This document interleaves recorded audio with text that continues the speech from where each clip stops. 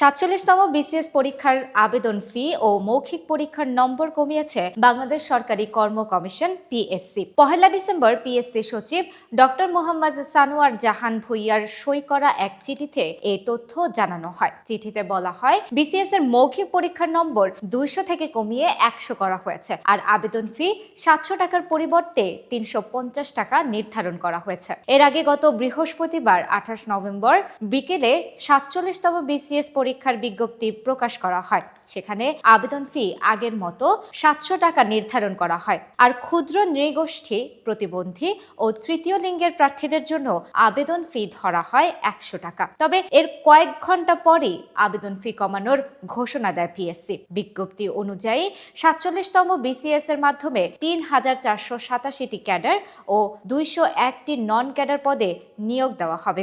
আগামী ১০ ডিসেম্বর সকাল ১০টা থেকে আবেদন শুরু হয়ে চলবে ৩১ ডিসেম্বর রাত ১১টা ৫৯ পর্যন্ত। সর্বনিম্ন ২১ বছর এবং সর্বোচ্চ বয়স ৩২ বছর বয়সীরা আবেদন করতে পারবেন। এদিকে একজন চাকরি প্রার্থীর আবেদনের বয়স থাকা পর্যন্ত বিসিএস পরীক্ষায় অংশগ্রহণের সুযোগ দিতে চায় পিএসসি। এ নিয়ে জনপ্রশাসন মন্ত্রণালয় একটি প্রস্তাব পাঠিয়েছে পিএসসি। প্রস্তাবটি অনুমোদন হলে ৩২ বছর বয়স পর্যন্ত যতবার সুযোগ থাকবে ততবার বিসিএস পরীক্ষা দিতে পারবেন। এদিকে একজন চাকরি প্রার্থীর আবেদনের বয়স থাকা পর্যন্ত বিসিএস পরীক্ষায় অংশগ্রহণের সুযোগ দিতে চায় পিএসসি। এ নিয়ে জনপ্রশাসন মন্ত্রণালয় একটি প্রস্তাব পাঠিয়েছে পিএসসি। প্রস্তাবটি অনুমোদন হলে ৩২ বছর বয়স পর্যন্ত যতবার সুযোগ থাকবে ততবার বিসিএস পরীক্ষা দিতে পারবেন চাকরি প্রত্যাশীরা। এ সম্পর্কে পিএসসির একজন কর্মকর্তা গণমাধ্যমকে বলেন, সরকারের সিদ্ধান্ত অনুযায়ী ৩২ বছর বয়স পর্যন্ত একজন প্রার্থী ৪ বার বিসিএস পরীক্ষায় অংশগ্রহণ করতে পারবেন। তবে